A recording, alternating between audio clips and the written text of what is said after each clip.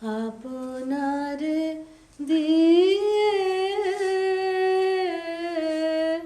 রচিলি রে কি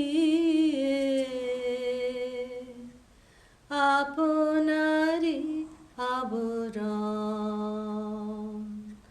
খুলে দেখ তার অন্তরে তার আনন্দ নিকেতন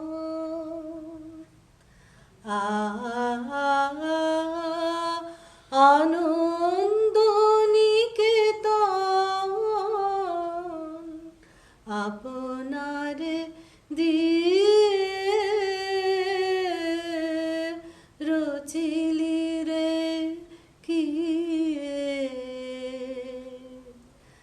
আপনারি আবরণ।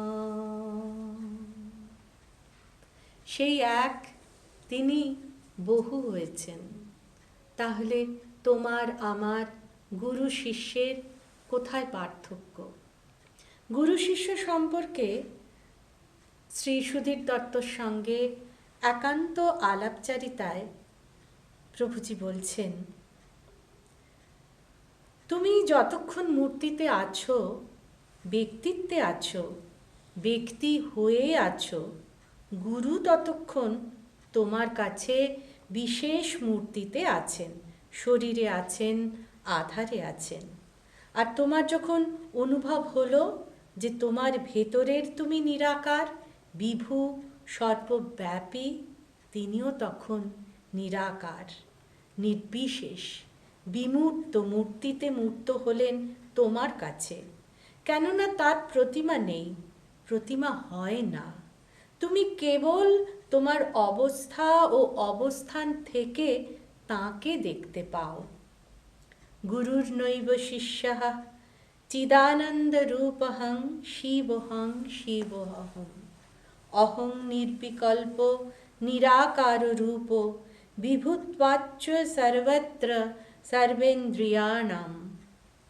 অতএব শাস্ত্র কথিত গুরু সেবা করনি এবং গুরু সেবা ব্যতীত আত্মজ্ঞান হয় না, এমন ভ্রম কেন?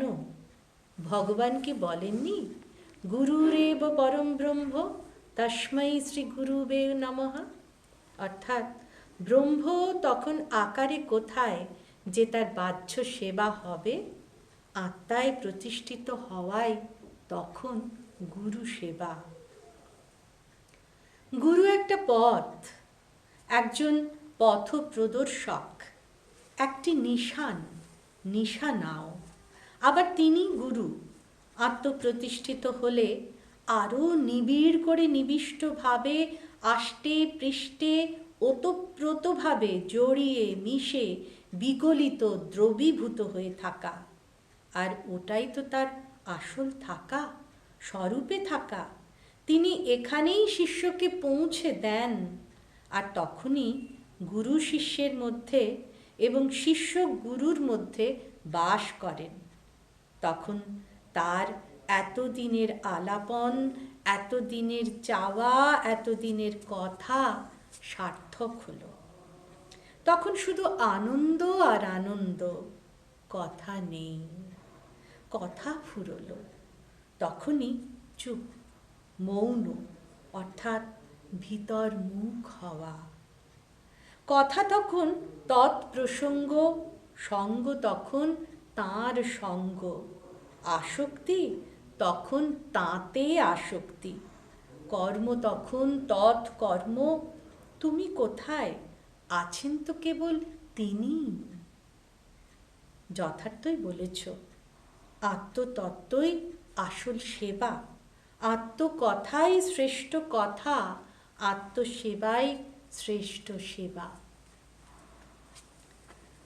প্রভুজি কখনো বলেন, ধরো ভগবান স্বয়ং তোমার সামনে এসে দাঁড়ালেন। শ্রী সুধীর দত্তকে বললেন, আমি এসেছি, বর চাও। ধরো তুমি চাইলে ঐশ্বর্য, চাইলে বস্তু দ্রব্য।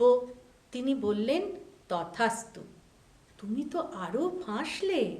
তিনি তো সবই, তাকে যেমন করে পেতে চাইবে তাকে যেমনভাবে ভজনা করবে তিনি তেমন করেই আসবেন।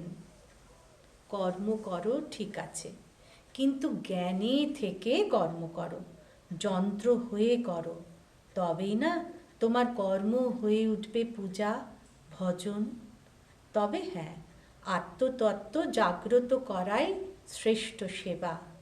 তিনি নির্গুণ হয়েও গুণী, আবার সত্য রজ তম এই ত্রিগুণের পারে থেকেও তিনি গুণী, কেননা তিনি করুণা মূর্তি, অজস্র ধারায় প্রবাহিত সেই করুণা। যদিও এ গুণ তার বিশেষণ নয়, স্বরূপ।